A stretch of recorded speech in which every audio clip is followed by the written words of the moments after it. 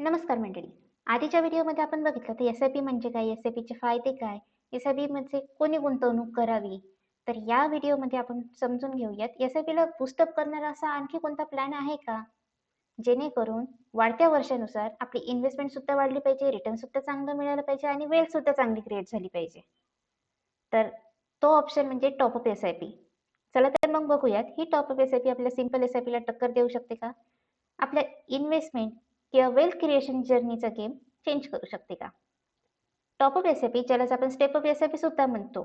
यामध्ये एका पर्टिक्युलर काळानंतर आपण एस-आय-पीचं कॉन्ट्रिब्युशन हे इन्क्रीज करू शकतो. जसं आपण 5,000 ची एस-आय-पी काढली आणि टॉप अप ठेवला आपण ₹1000. तर 1 वर्ष आपले ₹5,000 ₹5,000 इन्स्टॉलमेंट कट होत राहणार आणि जेव्हा सेकंड इयर सुरू होणार, तेव्हा त्यामध्ये ₹1000 ॲड होणार म्हणजे ₹6,000 इन्स्टॉलमेंट सुरू होणार. थर्ड इयरमध्ये पुन्हा ₹1000 ॲड होणार, तेव्हा ₹7,000 इन्स्टॉलमेंट सुरू होणार. टॉप अप एस-आय-पी आपल्याला एका गोष्टीची खात्री देते, की वाढत्या इन्कम सोबत आपली इन्व्हेस्टमेंट सुद्धाही वाढू शकते. आता टॉप अप एस-आय-पीचे बेनिफिट काय आहे? Boost wealth creation. वाढत्या वर्षानुसार जशी-जशी आपली इन्व्हेस्टमेंट वाढत राहते, तसं-तसं आपल्याला कंपाउंडिंगचा इथे चांगल्या प्रकारे फायदा मिळतो आणि आपलं एक चांगलं कॉर्पस इथे जमा होतं.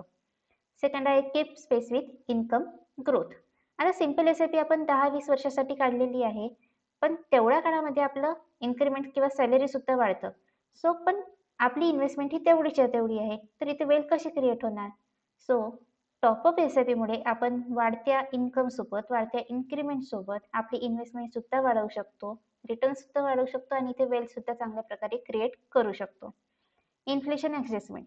जसं की मी आता म्हटलं, जशी आपली सॅलरी वाढेल, तसं आपलं इन्व्हेस्टमेंट वाढायला हवं आणि असं जर केलं, तरच आपण इन्फ्लेशनला, महागाईला आपण इथे तोंड देऊ शकणार आहे.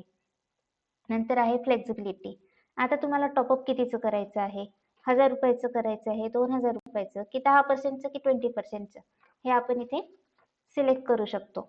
नंतर आपल्या टॉपअप आपण फ्रिक्वेन्सी काय ठेवायची? 6 महिन्यानंतर सुरू करायचं आहे की 1 वर्षानंतर?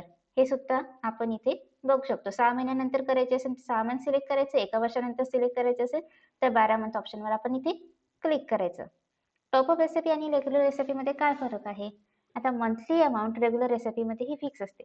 कारण आपण जर ₹2000 ची एस-आय-पी केली, कितीही वर्ष करा मग तुम्ही. 5 वर्ष केली तर 5 वर्ष तुमचे ₹2,000 कट होऊन राहणार. 10 वर्ष, 15 वर्ष, 20 वर्ष तुमचा कंटिन्यूअली ₹2,000 महिना हा कट होत राहणार. त्यामुळे रेग्युलर एस-आय-पीमध्ये मंथली अमाउंट ही फिक्स आहे. पण टॉप अप एस-आय-पीमध्ये ती पिरियॉडिकली इन्क्रीज होत राहणार. 1 वर्ष ₹2000 कटणार, दुसऱ्या वर्षी ₹3000, चौथ्या वर्षी ₹4000 अशा टाईम पिरियड नंतर ही अमाउंट इन्क्रीज होत राहणार.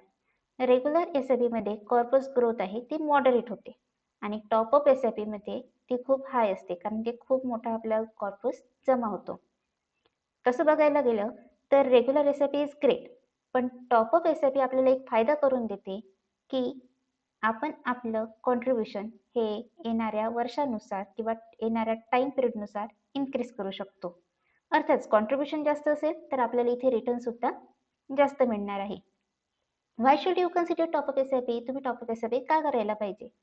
टॉप अप एस-आय-पी हा परफेक्ट आहे लाँग टर्म गोलसाठी.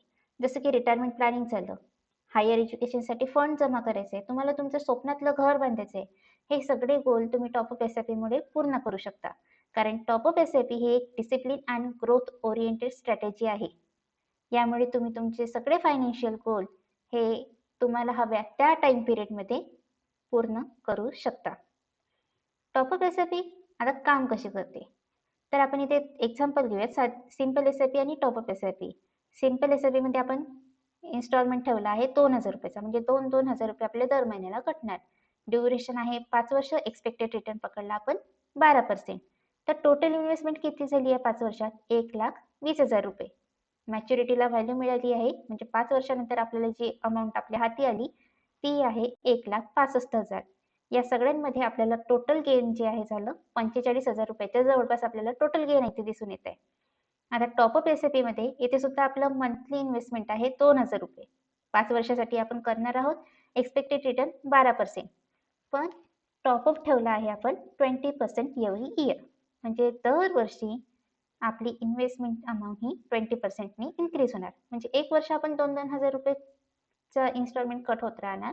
पण सेकंड इयरला त्याच्यावर 20% इन्क्रीज होणार, म्हणजे 2,000 रुपयात 400 रुपयाची भर पडणार. सेकंड इन्स्टॉलमेंट जो कटेल तो 2,400 रुपयाचा कट होणार. थर्ड इयरमध्ये पुन्हा त्यावर 20% वाढ होणार आणि पुन्हा थर्ड इन्स्टॉलमेंट हा इन्क्रीज होऊन 12 महिने तो तसा कटत राहील. तर आता इथे आपण 5 वर्षाची अमाऊंट टोटल इन्व्हेस्ट केली आहे ती आहे 1,79,000 रुपये. मॅच्युरिटी अमाऊंट आपल्याला मिळाली ती 2,35,000 रुपये आणि टोटल गेन आपलं झालं आहे 56,000 रुपये.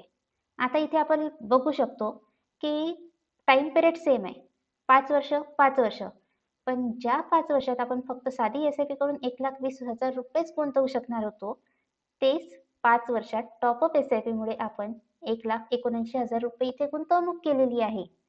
आणि मॅच्युरिटी व्हॅल्यू सुद्धा बघू शकता, इथे 2,35,000 रुपये आपल्या हाती मिळाले आहे 5 वर्षानंतर, जे की सिंपल एस-आय-पी मध्ये आपल्याला फक्त 1,65,000 रुपये मिळणार होते. आता इथे आपण 5 वर्षाचं उदाहरण घेतलं म्हणून. आता जर लोक इथे 10-10, 20-20 वर्ष एस-आय-पी करतात, तर यात 10 वर्ष, 20 वर्षाच्या या काळामध्ये इन्क्रिमेंट होतच नाही का?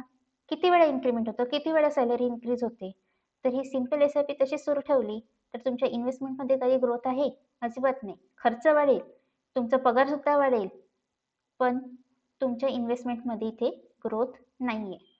तर आणि मग वेल्थ सुद्धा कशी क्रिएट होणार? पण याच्या 20 वर्षात किंवा 10 वर्षाच्या काळात आपण टॉपअप एस-आय-पी जर केली, तर जशी जशी आपली हळूहळू इन्कम वाढत राहणार, तशी तशी आपली इन्व्हेस्टमेंट सुद्धा वाढत राहणार. रिटर्न सुद्धा चांगलं मिळणार आणि आपली वेल्थ सुद्धा क्रिएट होतात. आता हे जर समजायला कोणाला कठीण गेलं असेल, तर आपण याची पटकन एकदा एक्सेलमध्ये झलक बघूया, टॉपअप एस-आय-पी काम कशी करते. तर बघूया, एस-आय-पीचे आपण पहिला इन्स्टॉलमेंट ठेवला म्हणजे 2,000 रुपयांनी आपण एस-आय-पी ते सुरू केली आहे. एक्सपेक्टेड रिटर्न 12% आणि स्टेप अप ठेवला आहे 20%. 2,000 रुपये इन्व्हेस्ट केले, आपल्याला 20 युनिट. अजून एक, जसं आपण शेअर बाय करतो तेव्हा आपल्याला शेअर मिळते, तर पण म्युच्युअल फंडमध्ये आपल्याला इथे युनिट अलॉट होत असतात. एनएव्ही म्हणजे नेट असेट व्हॅल्यू. आता एनएव्ही, युनिट हे सगळं काय आहे हे मी तुम्हाला वेगळ्या व्हिडिओमध्ये समजून सांगेन. इथे फक्त आपण बेसिक बघूयात, आपले अमाऊंट किंवा इन्स्टॉलमेंट कसे कट होणार आहे.